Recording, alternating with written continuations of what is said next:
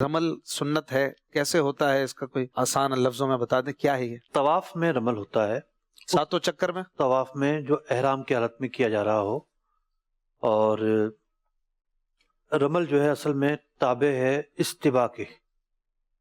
ٹھیک. استباء جو ہے ساتوں چکروں میں ہے، تو دایاں کندھا کھولنا جو ہے نا استباء کہلاتا ہے. استباء ساتوں چکر میں ہے، رمل جو ہے پہلے 3 چکروں میں ہے. 3 چکروں. تو رمل میں قدرے تیز چلنا ہوتا ہے، چھوٹے چھوٹے قدم لے کر چلنا ہوتا ہے، سینہ تان کے چلنا ہوتا ہے، اور یہ ہم اس سنت کو ادا کر رہے ہیں جو پیارے آقا علیہ الصلوۃ والسلام نے فرمائی کہ جب کفار وہاں موجود تھے، مشرکین مکہ موجود تھے، آپ کو یہی حکم ہوا کہ آپ اس انداز پہ جو ہے طواف کریں.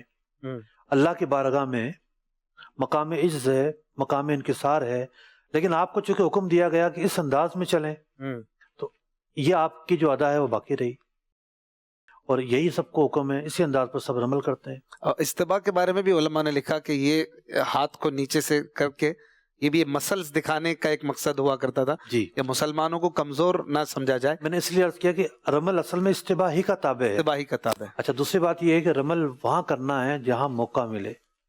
جیسے عمرے کا طواف ہے، اتنا رش نہیں ہے اور آپ دور سے کر رہے ہیں، آپ کو موقع مل جائے گا.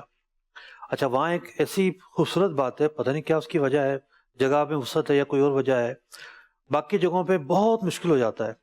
آپ آتے ہیں ملتزم کی طرف جب، تو وہاں بڑی چھیڑ ملتی ہے، بہت مطلب رش نہیں ہوتا وہاں پر، وہاں آرام سے رمل ہو جاتا ہے. تو بعض اوقات ایسا ہوتا ہے کہ ایک ہی چکر میں بندہ کچھ حصے میں رمل کیا، کچھ میں نہیں کیا، چونکہ ایذا نہیں پہنچانی. کتنی اہمیت ہے، ایذا پہنچانے کی وجہ سے رمل ترک کر دینا ہے. صحیح، رمل نہیں کریں گے، اب جہاں موقع ملا ہے وہاں کریں گے، اور پہلے 3 چکروں میں صرف.